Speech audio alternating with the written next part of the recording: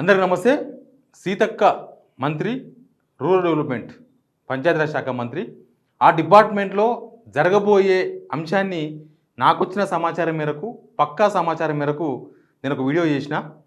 ఒక కంపెనీకి, సాహితీ సిస్టమ్స్ ప్రైవేట్ లిమిటెడ్ అనే ఒక కంపెనీకి సెంట్రల్ గవర్నమెంట్ స్కీమ్, అది సెంట్రల్ గవర్నమెంట్ స్కీమ్లో పేద పిల్లలకు, రూరల్ డెవలప్మెంట్ అంటే గ్రామీణ ప్రాంతాల్లో ఉండే యువతకు స్కిల్స్ నేర్పించి ఉద్యోగాలు ఇప్పించే స్కీమ్ అది. ఆ స్కీమ్లో 35 కోట్ల రూపాయల ఫైల్ మీ దగ్గర ఉందక్క. అది సంతకం పెట్టేస్తే కొందరు పర్సన్స్, మధ్యవర్తులు దాన్ని డీల్ చేసుకున్నారు, మాట్లాడుకున్నారు. దానివల్ల పేద ప్రజలకు నష్టం జరుగుతుంది, పేద యువతకు నష్టం జరుగుతుంది, మన తెలంగాణలో నష్టం జరుగుతుంది.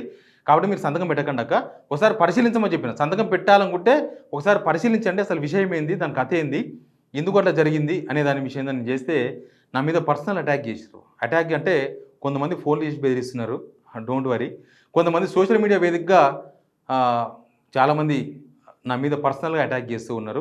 సోషల్ మీడియా వేదికగా బ్రదర్, మీరు ఒకసారి నా బ్యాక్గ్రౌండ్ పరిశీలించండి. నేను ఏ వీడియో ఉత్తగా చేయను. నా ఒకసారి సిగ్నల్ టీవీలో వార్తలు చూడండి. ఏది కూడా వితౌట్ నాలెడ్జ్ నేను వార్తలు చేయను.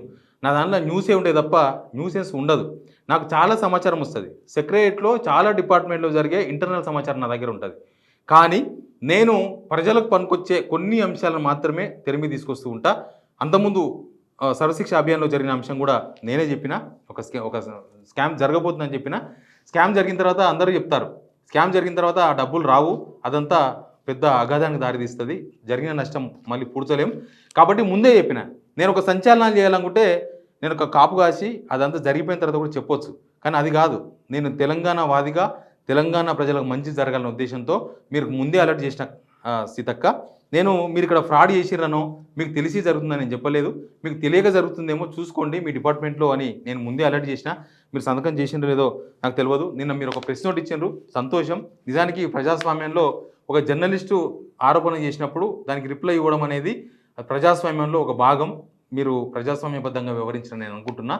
బట్ దానికి కొన్ని రిప్లైలు కూడా ఇవ్వాలనుకుంటున్నా. మీరు ఇది కమిషన్, మాది మిషన్ అనే పేరుతో మీరు ప్రెస్ నోట్ ఇచ్చిండ్రు. ఆ కమిషన్ ఎవరికి వర్తిస్తుందో నాకు తెలియదు. నాకు కేవలం మిషన్, అది కూడా మిషన్ మాత్రమే నాకు వర్తిస్తూ ఉంటుంది. ముఖ్యంగా సాహితీ సిస్టమ్స్ ప్రైవేట్ లిమిటెడ్ అనే అమీర్పేటలో ఉండే ఒక కంపెనీకి మీరు ఇవ్వాలనుకున్న ఫైల్, అది డబ్బులు ఇవ్వాలి, 35 కోట్లు రిలీజ్ చేసుకోవాలనుకున్న ఫైలు. దానిలో కొందరు వ్యక్తులు, మధ్యవర్తులు ఆఫీసర్స్తో కలిసి ఉండొచ్చు, ఆఫీసర్స్తో మాట్లాడుకుని ఉండొచ్చు, మరి ఎవరితో మాట్లాడుకున్నారో తెలియదు.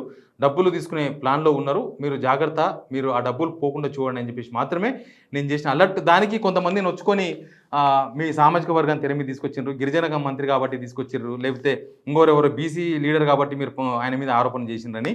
అట్లేం లేదు. నేను పొద్దుగాలు లేస్తే రేవంత్ రెడ్డి ముఖ్యమంత్రిగా చేసే తప్పులను రోజు ఎండగడుతూనే ఉంటా.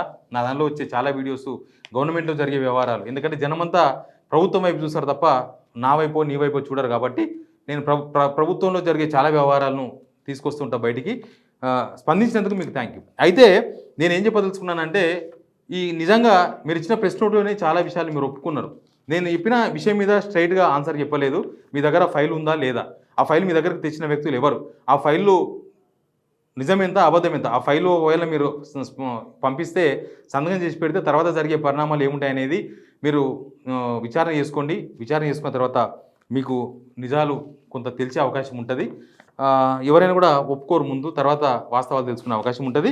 అయితే నేను చెప్తున్న ఈ స్కీమ్లో, ఈ సెంట్రల్ గవర్నమెంట్ స్కీమ్లో, ఈ స్కిల్ డెవలప్మెంట్కి సంబంధించిన స్కీమ్లో చాలా అవకతవకలు జరిగే అవకాశాలు ఉంటాయి. గత ప్రభుత్వం, మీరు అన్నారు మేము గత ప్రభుత్వంలోని ఏజెన్సీలకు మాత్రమే ఇస్తున్నాము, కొత్తగా ఇవ్వలేదు. నిజానికి మీ గవర్నమెంట్ వచ్చిన తర్వాత ఇప్పటికీ వాళ్ళకి ఏం టార్గెట్లు ఇవ్వలేదు.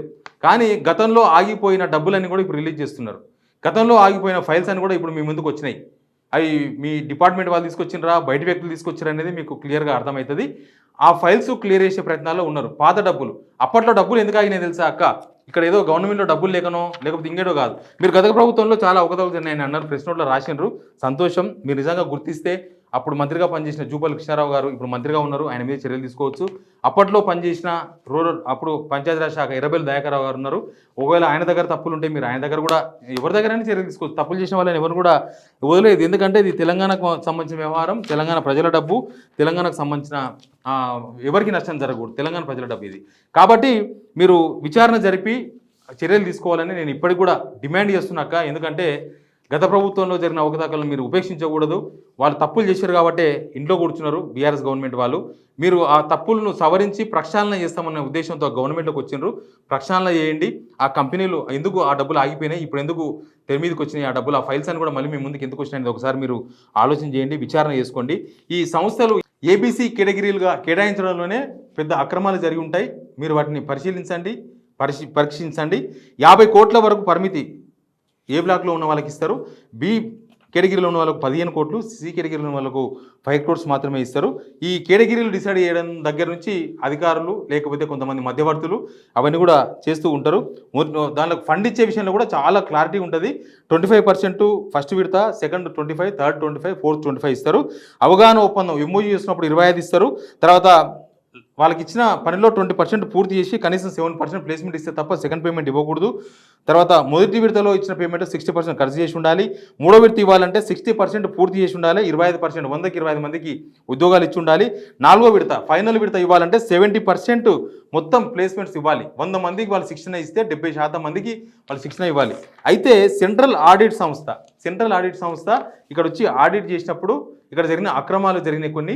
ఈ అక్రమాలు జరిగినాయని వాళ్ళ దృష్టికి వచ్చినప్పుడు ఈ పేమెంట్స్ అని కూడా ఆపేసిండ్రు.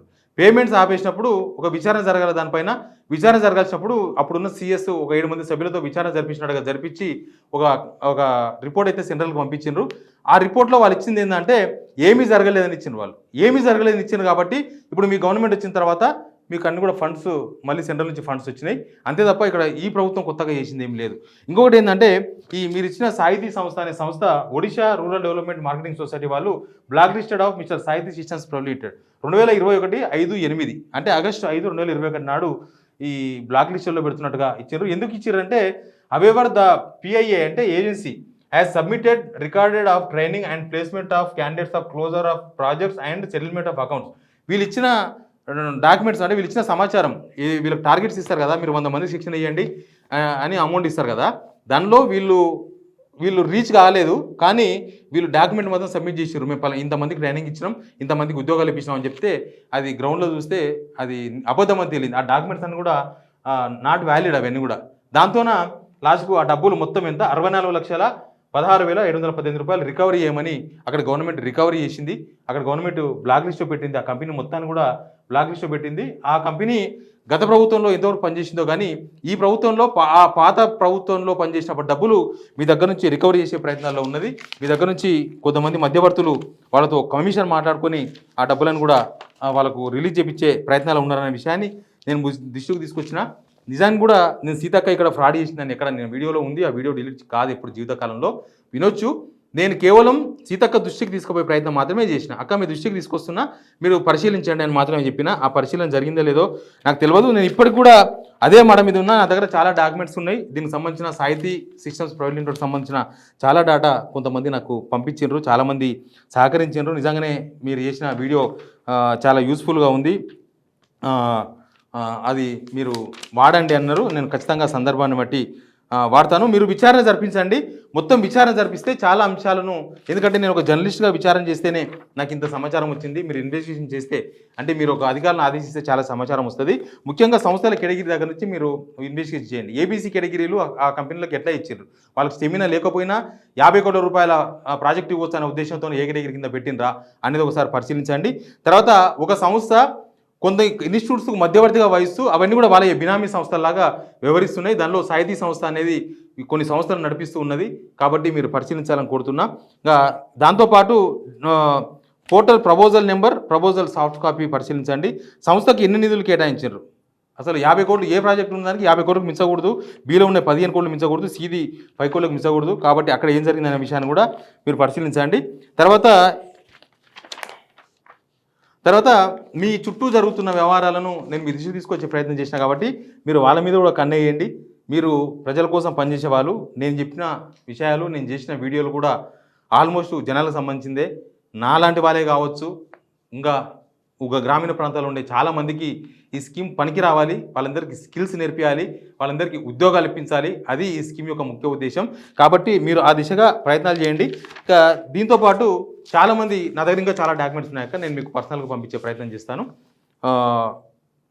నేను ఏదో బీఆర్ఎస్ పార్టీకి సంబంధించిన వ్యక్తిని కాబట్టి ఈ వీడియో చేసినట్లుగా మీ సోషల్ మీడియా వాళ్ళు నా మీద అటాక్ చేస్తున్నారు. కొంతమంది ఫోన్లు చేసి కూడా బెదిరించిండ్రు.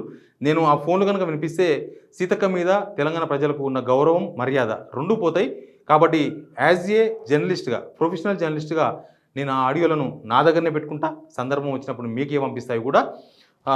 సీతక్కతో నాకేం పరిచయం లేకపోవడమేం కాదు. నేను V6లో డిబేట్ చేసినప్పుడు చాలాసార్లు అక్కతో కూడా డిబేట్ చేయాల్సిన సందర్భం వచ్చింది, చేసినా కూడా. ఇప్పుడు సోషల్ మీడియాలో అటాక్ చేస్తున్న వాళ్ళు తెలుసుకోవాల్సిన అంశాలు ఏంటంటే, నేను మీలాంటి కోసమే, మీలాంటి గ్రామీణ ప్రాంతాల్లో ఉన్న వాళ్ళ కోసమే, మీ తమ్ముళ్ళు, మా తమ్ముళ్ళు, మీ అన్నలు, మా అన్నలు, వాళ్ళకు మేలు జరగాలనే ఉద్దేశంతో ఆ వీడియో చేసిన. నేను సీతక్కకు మాత్రమే విషయాన్ని చేరవేయాలనుకున్నా. సీతక్క కోసమే ఆ వీడియో చేసిన.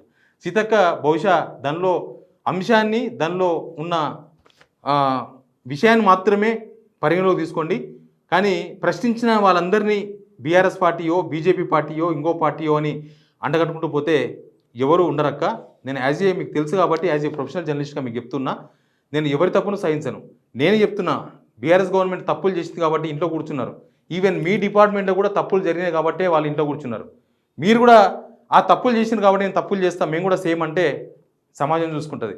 మేము ఏది కొత్త కంపెనీలు ఏవి కూడా కొత్తగా మేము ఎవరికి పర్మిషన్ ఇవ్వలేదు, పాత కంపెనీవే చూస్తున్నామని మీరు అన్నారు. మీరు పాత కంపెనీలు చాలా వరకు ఫ్రాడ్ చేసినాయి అనేది మీకు కూడా తెలుసు కాబట్టి వాటిని పరిశీలించి ఇవ్వండి. వీలైతే కొత్త వాళ్ళకి ఇవ్వండి. ఈ సాహితీ ఇన్స్టిట్యూట్ ఆఫ్ దానికి సంబంధించిన డేటా మీ దగ్గర, చాలా డేటా మీ దగ్గర ఉంటుంది. ఆఫీసర్స్ దగ్గర తీసుకుంటారో, ఇంకొకరి దగ్గర తీసుకుంటారో తీసుకోండి. నా దగ్గర కూడా చాలా డేటా వచ్చింది దానికి సంబంధించింది. నేను సందర్భాన్ని బట్టి సాహితీ ఇన్స్టిట్యూట్స్ వాళ్ళ బండారం మొత్తం కూడా బయట పెడతా. ఏమి వదిలే ప్రసక్తి లేదు. ఈ విషయంలో వెనకడుగు చేసేదేం లేదు. నేను ఒక వార్త చెప్పినంటే చాలా పరిశీలించి, చాలా కసరత్తు చేసి, నేను మామూలుగా ఒక పొలిటికల్ వార్త చెప్పాలంటేనే గంటసేపు టైం తీసుకుంటా. అట్లాంటిది ఇట్లాంటి స్టోరీ చేయాలంటే కనీసం వారం రోజులు, 10 రోజులు ఇన్వెస్టిగేషన్ చేసే తప్ప నేను ఈ వీడియో చేయలేదు. కాబట్టి నా మీద దాడి చేస్తున్న వాళ్ళు పరిశీలించండి. సీతక్క గారు మీరు కూడా పరిశీలించండి. గత ప్రభుత్వం తప్పులు చేసింది, మేము కూడా అవే ఫాలో అవుతామంటే చేసేది ఏముండదు. మీరు వాళ్ళు చేసిన తప్పును ఫాలో అయితే సమాజం వాళ్ళకి ఇచ్చిన గిఫ్ట్ మీకు కూడా ఇవ్వక తప్పదు. బట్ మీరు నేను చెప్పిన విషయాలను పరిగణలోకి తీసుకోండి, ఇన్వెస్టిగేషన్ చేయించండి. నేను ఇంకొక విషయాన్ని కూడా చెప్పదలుచుకున్నాను. నేను సీతక్క ప్రెస్ నోట్లో నేను ఏదైతే ప్రధానమైన ఆరోపణ చేసినో అంశాన్ని ప్రస్తావించలేదు. సమ్మక్క సారలక్కల ఫోటో ఇది. నేను ప్రమాణం చేస్తున్నాను, మీ దగ్గరికి ఆ ఫైల్ వచ్చిందా లేదా, ఆ ఫైల్ తీసుకొచ్చిన వ్యక్తులు నేను చెప్పిన వాళ్ళ కాదా, ఆ ఫైల్ మీ మూమెంట్ ఎట్లా అయిందో మీకు తెలుసు. మీరు ఆ ఫైల్ గురించి ఎక్కడ ప్రస్తావించలేదు. నేను ప్రమాణం చేస్తున్నాక మీరు కూడా ప్రమాణం చేస్తానంటే నేను మీ దగ్గరికే వస్తాను. లేదంటే ఇద్దరం కలిసి అమరవీరుల స్థూపం దగ్గర పోదాం, అమరవీరుల స్థూపం దగ్గర కూర్చుందాం, అక్కడనే ప్రమాణం చేద్దాం. మీరు ప్రమాణం చేయండి, నేను ప్రమాణం చేస్తా. ఎందుకంటే ఈ వీడియో ఇవ్వడం వల్ల నాకేం వచ్చేది ఉండదు. నా ఛానల్లో సంచలన వీడియోలు చాలా ఉంటాయి. నేను వ్యూస్ కోసం లేకపోతే ఇంకా దేనికోసమో, ఎవరి ప్రయోజనాల కోసమో ఎప్పుడు కూడా వీడియోలు చెయ్యను. కేవలం జనం రిలేటెడ్ మాత్రమే చేస్తానక్క. నేను ఈ వీడియో చూసిన ప్రేక్షకులకు చెప్తున్నా, సీతక్క డిపార్ట్మెంట్లోనే జరుగుతున్న ఇంకొక వ్యవహారం కూడా నెక్స్ట్ వీడియోలో ఉంటుంది. Please watch signal TV, subscribe signal TV.